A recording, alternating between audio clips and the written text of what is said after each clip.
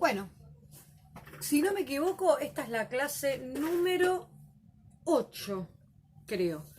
Bueno, como les prometí, les dije que íbamos a ver entonces una especie de cuadro resumiendo las cuestiones más interesantes que ustedes tienen que tener en cuenta, no las cuestiones más interesantes, lo que tienen que tener en cuenta para producir un texto argumentativo, un informe de lectura crítico. Muy bien, nosotros tenemos que tener en cuenta ese texto que yo les di o que les voy a dar en futuras clases, que tienen que ver específicamente con textos de opinión. Van a ser artículos de opinión, digo, para que tengamos la misma línea siempre y podamos hacer, por lo pronto, en principio, esos textos, manejar esos textos. Y bueno, el texto debería tener todas estas cuestiones. Vamos a empezar por la primera. Pero antes, esto no significa, porque una vez me pasó que dándole este tipo de cuadrito que los ayuda a organizar mucho ese texto, me presentaban la referencia bibliográfica, dejaban un renglón, ponían la presentación del autor, un renglón, o también me ha pasado de que hicieron este cuadrito y al lado iban llenando el casillero con la información que se supone que pide. Y en realidad este es un cuadro para que ustedes puedan tener como ejemplo para confeccionar un texto. Un texto, no un cuadro. ¿Sí? No un cuadro de nada. Lo que tienen que hacer ustedes es hacer o producir un texto. Y lo primero que tiene que aparecer en ese texto, más allá del título, que después lo vamos a ver, es la referencia bibliográfica. ¿Sí? Acá yo dejé lugar para completar la que sería.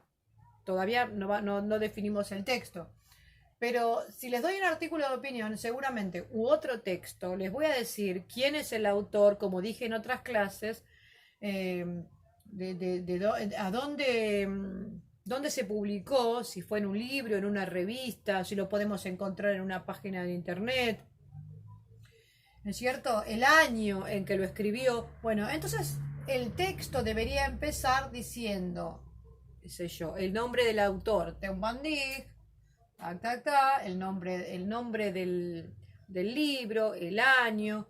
Y con respecto a esta primera instancia de referencia bibliográfica, también en videos que van a venir, les voy a explicar cómo se cita esa bibliografía, porque también tiene una forma de citar, ¿sí? Entonces, en una primera parte en el texto estaríamos poniendo quién es el autor, el libro donde aparece o la revista y el año.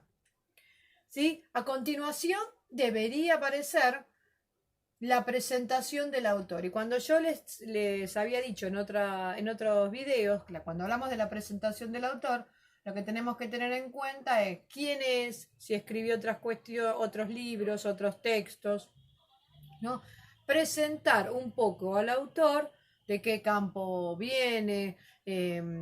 Recuerden que nosotros tenemos que poner siempre a nuestro lector, a quien nos va a leer, en conocimiento, lo tenemos que poner en contexto, es decir, tenemos que dar herramientas para que pueda comprender de qué estamos hablando. Por eso vamos a poner la referencia bibliográfica, la presentación del autor, vamos a hacer. Tengan en cuenta los videos anteriores donde explico específicamente qué van a poner en cada cuestión.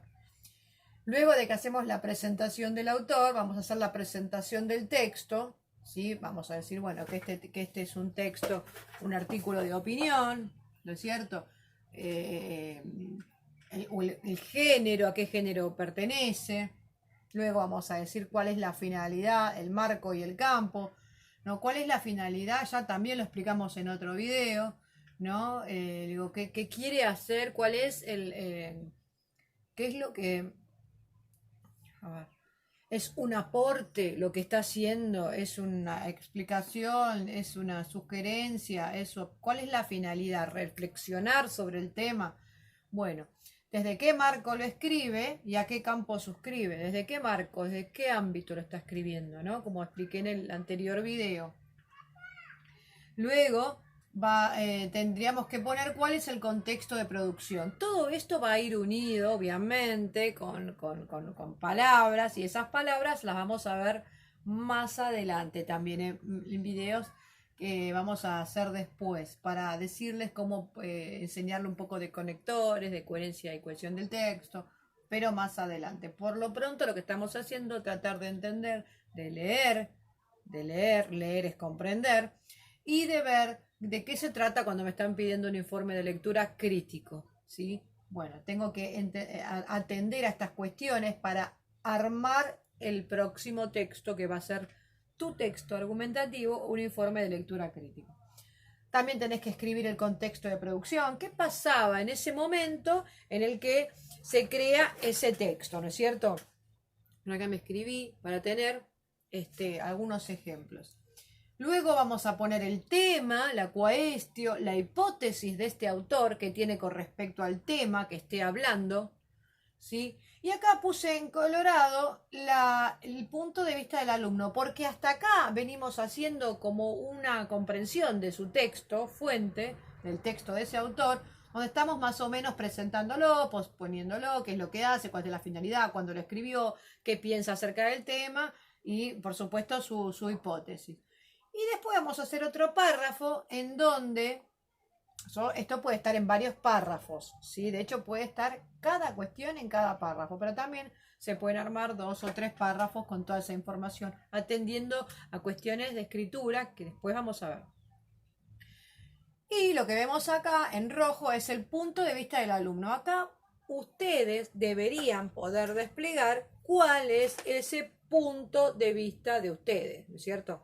Nosotros ahí podemos poner la visión del autor, acá vamos a ver a las claras si han comprendido el texto. Después yo les voy a dar una serie de expresiones para que puedan encabezar, o ideas para que puedan encabezar este tipo de párrafos.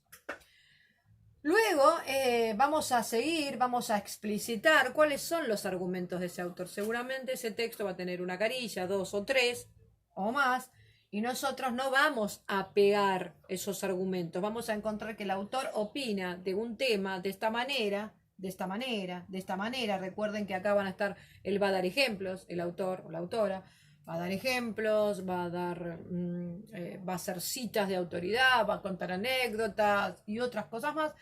Entonces eso los tenemos que armar. Si bien podemos armarlos hacer párrafos con cada argumento del autor que hayamos identificado, o podemos hacer un párrafo donde podamos tener todos esos argumentos del autor. O sea que volvemos como a esta parte de comprensión de textos, en donde vamos a poner qué es lo que comprendimos nosotros que son los argumentos del autor.